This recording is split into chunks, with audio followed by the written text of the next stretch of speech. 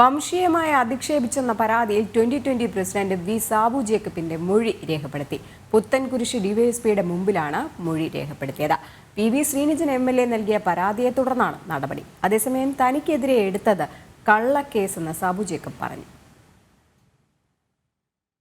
കോലഞ്ചേരിയിൽ വെച്ച് നടന്ന പുത്തൃക്ക പഞ്ചായത്തിലെ മഹാസമ്മേളന വേദിയിൽ തന്നെ അധിക്ഷേപിച്ചതായി കാണിച്ച് കുന്നത്തുനാട് എം.എൽ.എ പി.വി. ശ്രീനിജൻ നൽകിയ പരാതിയുടെ അടിസ്ഥാനത്തിൽ 2020 പ്രസിഡന്റ് സാബു എം ജേക്കബ് പുത്തൻകുരിശ് ഡിവൈഎസ്പിയുടെ മുന്നിൽ മൊഴി രേഖപ്പെടുത്തി. അന്വേഷണ ഉദ്യോഗസ്ഥനായ പുത്തൻകുരിശ് ഡിവൈഎസ്പി എ.കെ. വിശ്വനാഥന്റെ മുന്നിലാണ് ഹാജരായത്. രാവിലെ 9:30 ആരംഭിച്ച നടപടികൾ 2.5 മണിക്കൂറുകളോളം നീണ്ടു.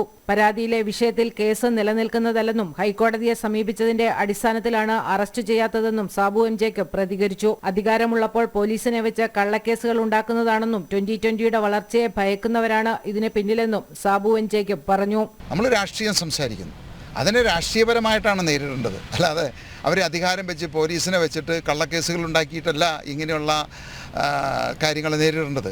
അതിനുള്ള ധൈര്യമില്ലാണ്ടാണ് ഇപ്പം നമ്മളൊരു രാഷ്ട്രീയ പാർട്ടി വേറൊരു രാഷ്ട്രീയ പാർട്ടി അല്ലെങ്കിൽ മറ്റുള്ളവർ അല്ലെങ്കിൽ അവർ ചെയ്യുന്ന കൊള്ളരുതായ്മകളെ നമ്മൾ വിമർശിക്കുന്നു. ആ വിമർശിക്കുമ്പോൾ അതിനെ നേരിടേണ്ടത് അധികാരം വെച്ചിട്ട് പോലീസിനെ വെച്ചിട്ടല്ല. പി.വി. ശ്രീനിജൻ എം.എൽ.എ കൂടാതെ CPM പ്രവർത്തകരായ ശ്രുതി ശ്രീനിവാസൻ, ജോഷി വർഗീസ് എന്നിവരുമാണ് സാബു എം ജേക്കബിനെതിരെ പോലീസിൽ പരാതി നൽകിയത്. ജനം, കൊച്ചി.